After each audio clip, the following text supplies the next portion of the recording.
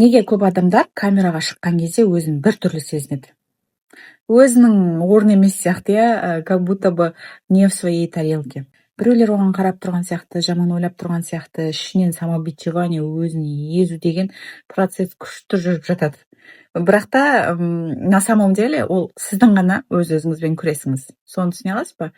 Даже в кадре ойлаңыз, мысалы, мен тікелей эфирге шығып тұрмын, біздің елде 22 миллионға жуық адам өмір сүреді.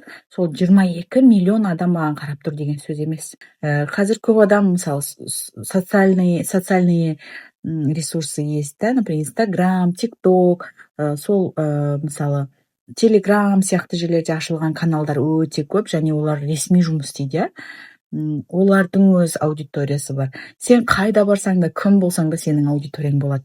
Тіпті телеарнада тұрсаң да. Түсінесіздер ғой, мысалы, неге тележүргізушілер бірден там звезда болып кетпейді?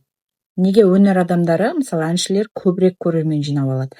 Өйткені олар сахнада жүреді, накопление болған орталарда өнер көрсетеді, ал телеарнада, әрбір телеарнада байқасаңыз, Астана телеарнасының өз көрермендері бар, Хабар 24-тің өз көрермені бар, 7 арнаның өз көрермені бар деген сияқты.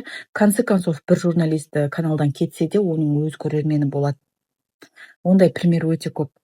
Сондықтан да ол жай ғана, қалай айтсам сізге, әр нәрсенің өзіне тиесілі берекетті бұйырғаны деген нәрсе болады да.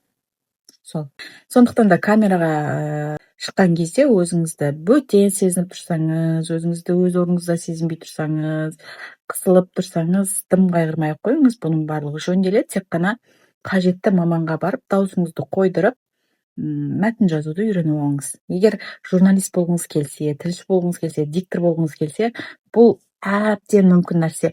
Мысалы, мен TV-стар, оратор сияқты сабақтарымды өткізген кезде, маған жазғандар болған, менің жасым қазір 35-те, 30-дан асып барам, бірақ мен журналист бола аламын ба? Неге бола алмайсыз? Ойланып көріңізші, ол жерде сіздің өзіңіздің миыңызда өз-өзіңізбен чатышма деп айтады ғой түрікше, өз-өзіңізбен күрес жүріп жатыр.